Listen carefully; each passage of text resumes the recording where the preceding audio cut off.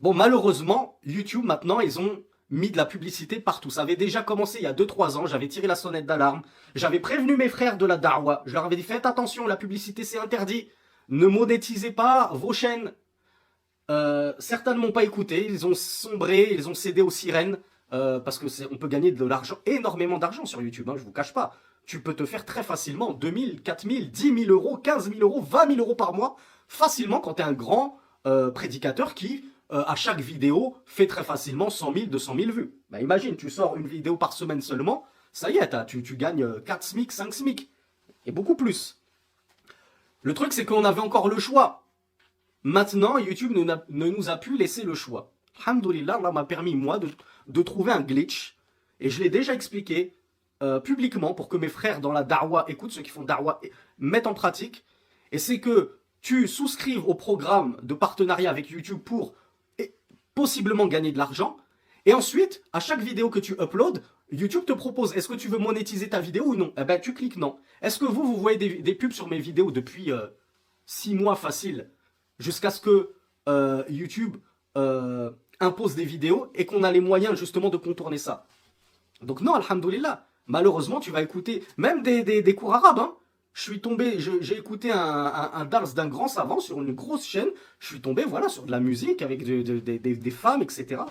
Et malheureusement, on a beaucoup de prédicateurs de France qui font pas cet effort de condamner ça. Et du coup, ben, ils ramassent tous les péchés de tous ceux qui regardent ce haram en consultant leurs vidéos.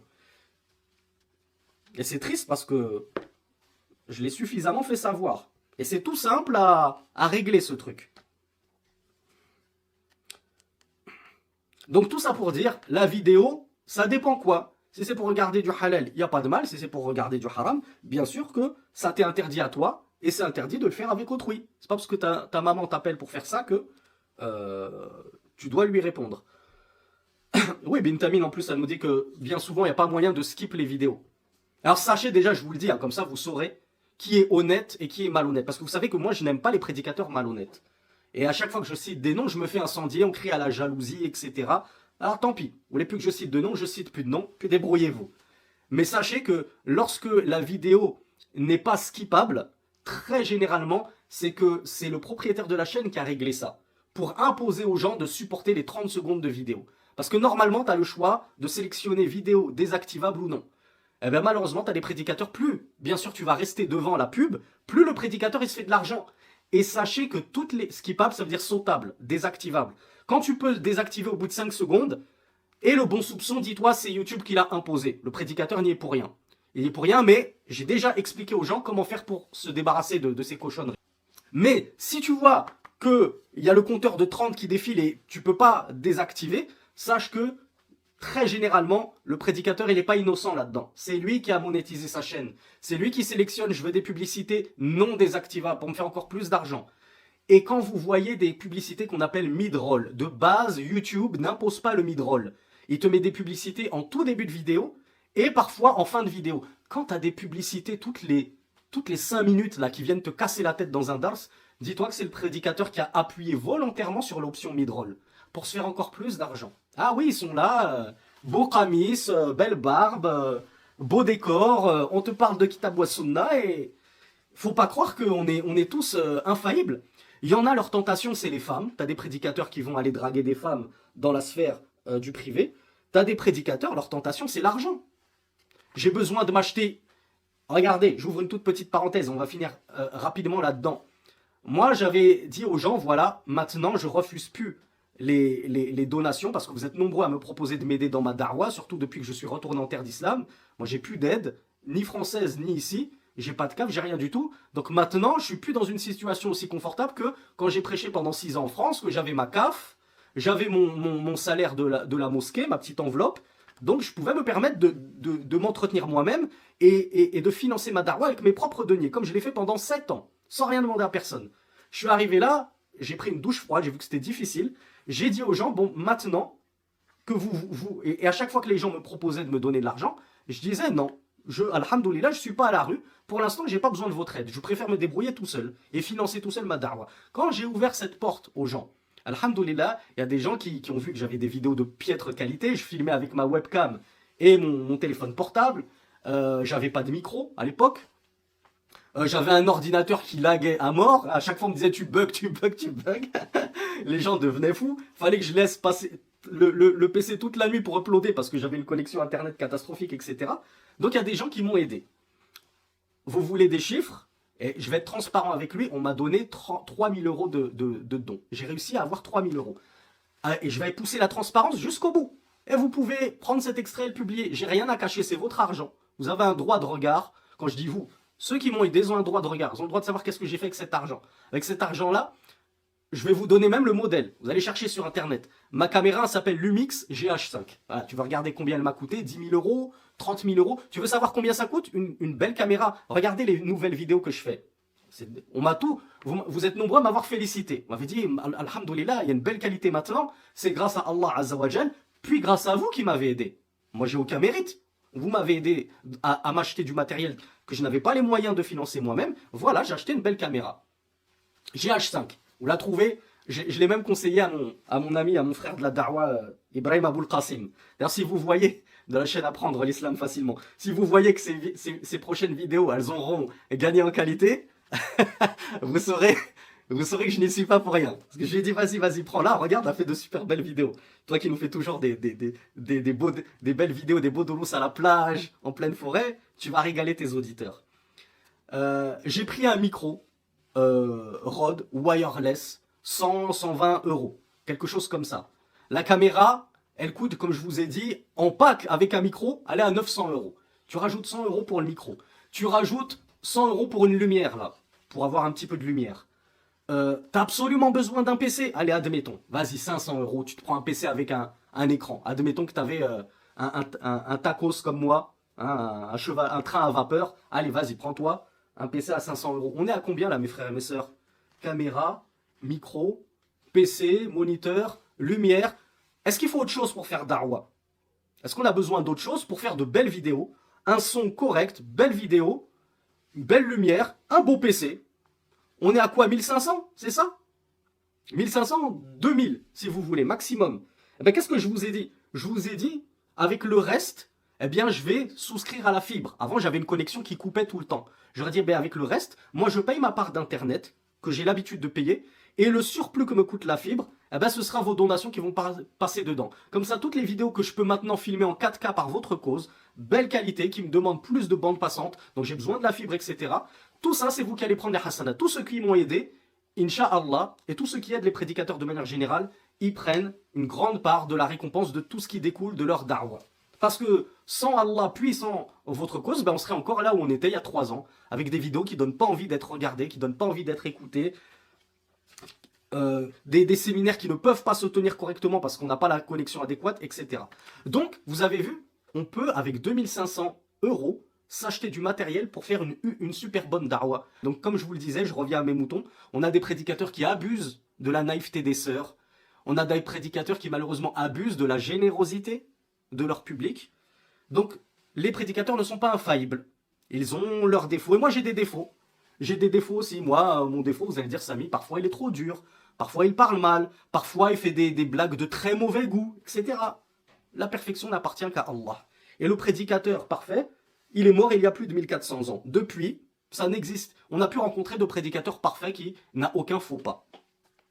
Donc faites-moi miséricorde.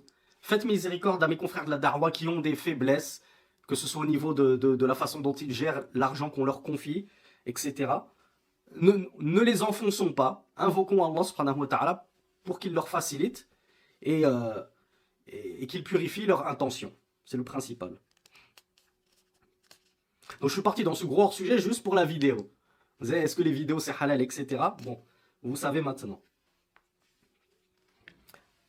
Ah ben tiens, subhanallah. Au final, je pense que je vais le garder ce hors-sujet. Vous savez pourquoi? Parce que le thème suivant, la question suivante, c'est Al-Mujamala. Qui d'entre vous sait ce que c'est que Al-Mujamala?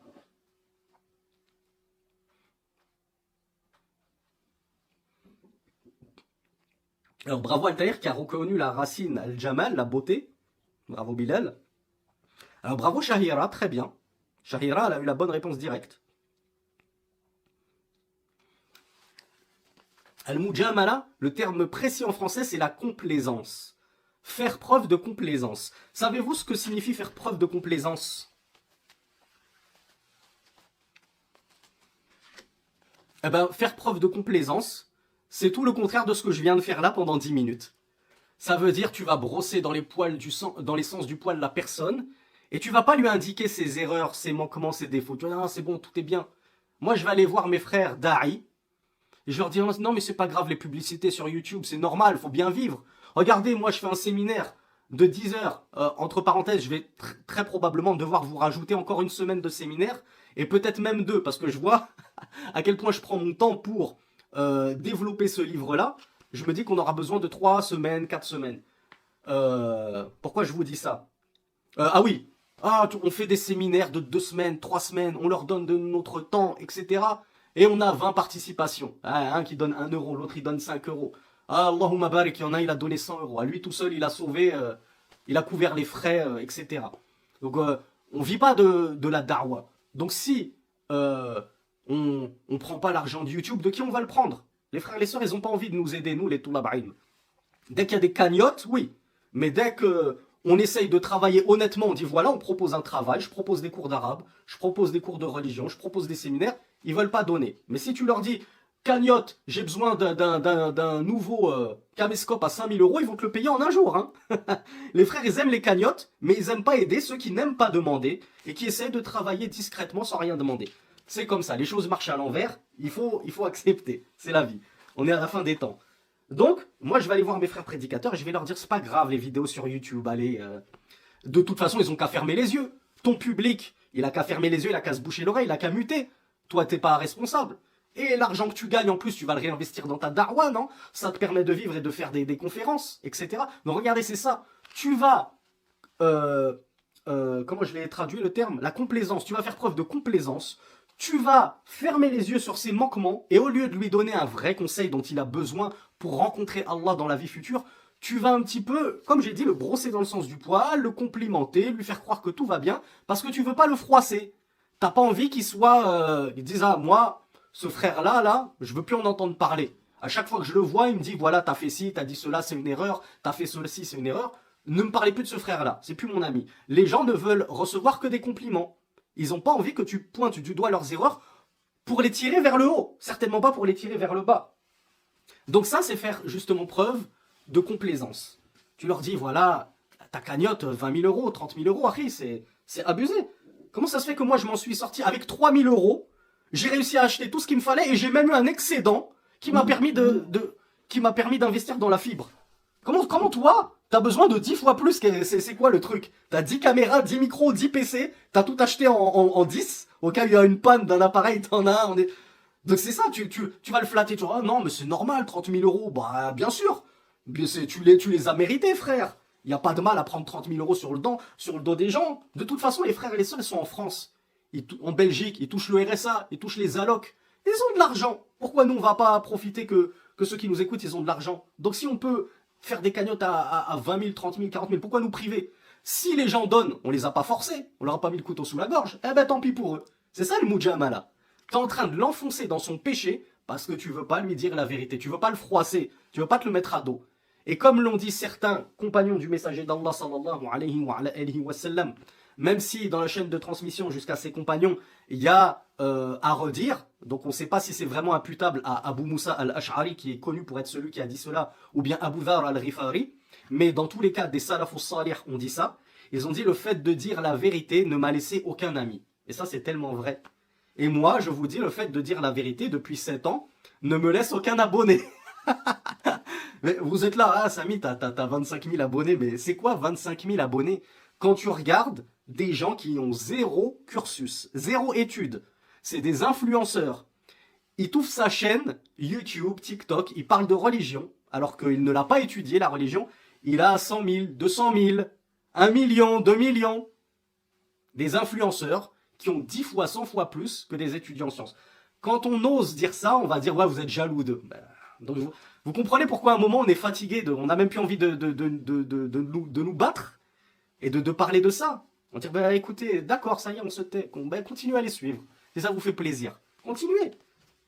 Jaloux de quoi? Qu'est-ce que vous voulez que ça me... Moi, personnellement, vous voulez que ça me fasse quoi qu'il ait 1 million? Est-ce que moi, personnellement, ça me nuit en quoi que ce soit? Non. Est-ce que ça diminue de mon rizq, de la part qu'Allah il m'a donné? Non. Donc moi, j'ai rien à gagner, j'ai rien à perdre qu'il ait 1 million. Mais vous, c'est vous qui avez à perdre. C'est vous qui donnez de l'argent à des influenceurs qui vous racontent n'importe quoi sur la religion, ou des influenceuses qui vivent au Texas, etc. Suivez mon regard. Donc Cheikh Ibn Baz, il nous dit, la complaisance de laquelle ne va découler aucun mal, alors il n'y a pas de mal. Mais la complaisance, comme je vous l'ai dit, où le frère, eh ben, il va continuer de s'enfoncer dans le mal. Il va prendre l'argent des gens à tort, sans droit. Et alors qu'il n'a pas le droit de... Il a déjà réuni tout ce qu'il lui fallait pour s'acheter sa caméra. Il continue. Non mais moi je veux qu'on me paye le loyer, mon studio, etc. Il continue, il continue. Se taire là-dessus et ne pas dénoncer cela, c'est faire preuve de complaisance. Parce que t'as pas envie de te fâcher avec lui. Tu veux pas te prendre une mise en garde sur le dos. Tu veux faire partie de la bande. Tu veux faire partie du groupe. J'ai pas envie qu'on me jette de la bande, qu'on me jette du groupe, etc. J'ai besoin qu'on me recommande moi-même pour payer mes factures. Eh bien ça, par contre, je suis désolé, ça te fait manger dans la dunya, mais crois-moi que tu vas aussi bien manger fil akhira. Tu vas bien manger du azab, du châtiment, dans l'au-delà, à cause de cette complaisance. Donc faites très attention, mes frères et mes sœurs, à la complaisance, parce qu'on est souvent confronté, malheureusement, dans notre contexte où le mal est omniprésent, le haram il est omniprésent. Tu vois une sœur, elle est mal habillée. Ah, Ourti, t'es belle aujourd'hui. La sœur, elle te met une photo de profil sur Twitter, sur TikTok, etc. Masha'Allah, Ourti. Ah oui, c'est pas Masha'Allah, c'est Masha'Allah. Hein, Idriss? Tu te souviens? Masha'Allah. Allah a marché. T'es magnifique, ma sœur. C'est quoi cette complaisance? T'es en train de l'inciter à mettre d'autres photos toujours plus dénudées, subhanallah. Ça, vraiment, on y est confronté très souvent à cette complaisance voilà, on veut pas brusquer la sœur, on n'a pas envie de lui faire de la peine, alors on se tait, on cache la vérité, comme le disait le frère dans la question. La situation nécessite qu'on cache la vérité, qu'on ne dise pas la vérité. Eh bien, on le verra plus tard, la semaine prochaine, Inch'Allah, que le fait de dire la vérité, ça fait partie du ad-din nasiha. Ça doit rappeler quelque chose encore une fois, mon frère Idriss, là. Idriss, il est très sollicité, là, en fin de séminaire. Ad-din nasiha, ça veut dire quoi, mes frères et mes sœurs? La religion, c'est le conseil. C'est bien, Idriss, il a retenu.